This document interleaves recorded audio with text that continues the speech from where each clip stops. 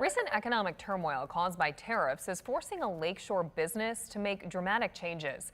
The owners of Eco-buns say they can no longer absorb higher costs and don't want to pass them on to their customers. 13 News Side's Lance Wilhelm is in the newsroom. Tell us now what's happening, Lance. Yeah, Lana, the owners of the beloved Holland baby boutique and toy store say recent economic policies across the U.S. are forcing them to make this very tough decision.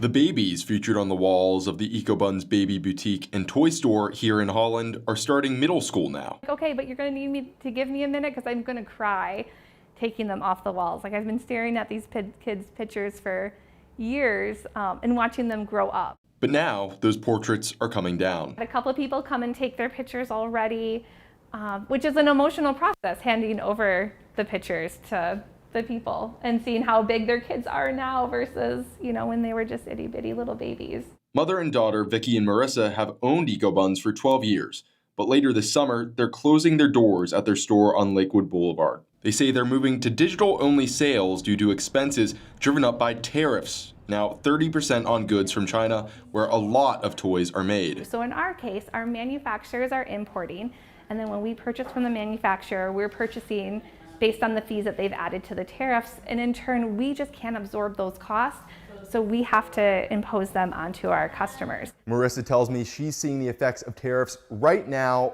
firsthand. This bubble machine used to be $20, now it's $25. And this toy cash register, now $45, just a few weeks ago was $35. It is a scary situation right now that I think people need to be aware is coming.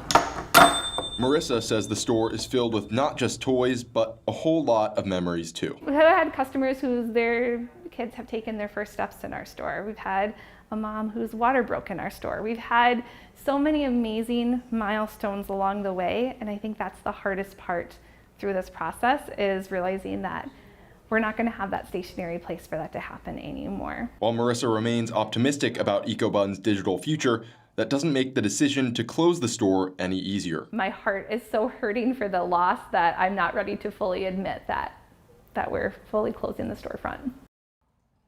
Even though this is obviously a sad moment for Marissa, she says that underneath that sadness, there is a glimmer of excitement as she looks for new ways for Eco-buns to connect with the community. In the newsroom, Lance Wilhelm, 13 on your side.